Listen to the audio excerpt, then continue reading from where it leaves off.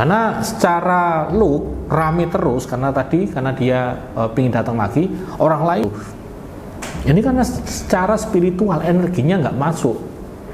Nah, Assalamualaikum warahmatullahi wabarakatuh. Alhamdulillah bisa menyapa kalian semuanya di channel YouTube saya ini. Ya, saya mengucapkan terima kasih untuk pelanggan setia. Ya, pelanggan ini seperti apa? Pokoknya kalian yang selalu support saya, maka saya mengucapkan banyak terima kasih begitu. Nah, salah satu komenan di YouTube saya ini akan saya bahas di video kali ini, yaitu mengenai orang itu menggunakan mustika pelarisan. Nah, bertanya-tanya nih, mustika pelarisan disimpan di suatu tempat usaha. Nah, ini kok bisa membuat usahanya tambah ramai begitu? Nah, ini saya akan jelaskan secara secara spiritual dan akal logika kita. Ya, biar kita tidak memikir yang aneh-aneh begitu.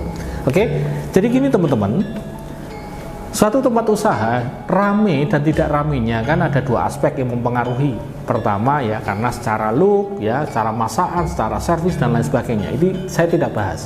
Kedua adalah secara spiritual, ya kan? Ada loh tempatnya mewah, tetapi ketika kalian datang di situ nggak nyaman, kepingin pulang. Ya kan, ngelihat orang yang jualan rasanya nek begitu. Ini karena secara spiritual energinya nggak masuk.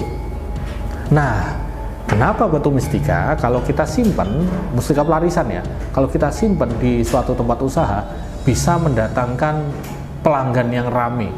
Karena cara kerjanya adalah mustika tersebut memancarkan energi. Nah, energinya ini energi yang positif, memperbarui energi yang ada di tempat usaha tersebut, sehingga apa? Orang datang atau pelanggan datang itu merasa nyaman, merasa enak begitu, merasa kayak merasa di rumah, jadi betah gitu loh. Setelah dia pulang, dia merasa kangen, jadi energi tersebut itu seolah-olah membuat dia kangen, sehingga dia itu kayak datang lagi dan datang lagi. Karena secara look rame terus karena dia pingin datang lagi, orang lain juga ngikut, akhirnya rame terus. Itu cara kerjanya. Nah, ada lagi batu mustika yang memang juga mempengaruhi pemiliknya atau orang yang menggunakannya. Jadi dia membuat dia itu terlihat lebih berwibawa, lebih tenang untuk mengambil keputusan dan lain sebagainya. Nah, ini kalau menurut saya sangat masuk akal. Ketika seseorang ini menggunakan sarana spiritual batu mustika ya untuk pelarisan, yang berubah adalah orangnya dulu. Setelah itu membersihkan tempat usahanya, membuat energinya semakin positif, ya kan?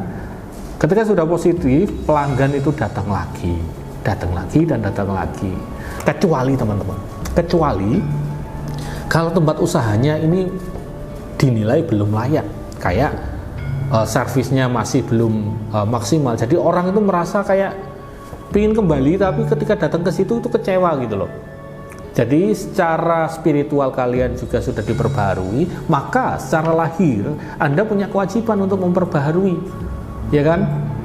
Jadi klien-klien saya ya yang datang ke tempat saya itu pasti paham. Saya suruh saya bikin PR di situ, perbaiki tempat usahamu, perbaiki cara ngomongmu, perbaiki penampilanmu, masakanmu dan lain sebagainya.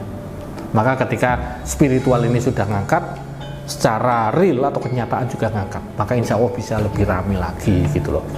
Oke, seperti itu yang saya jelaskan mengenai tata cara atau kok bisa batu mustika membuat laris di suatu tempat usaha.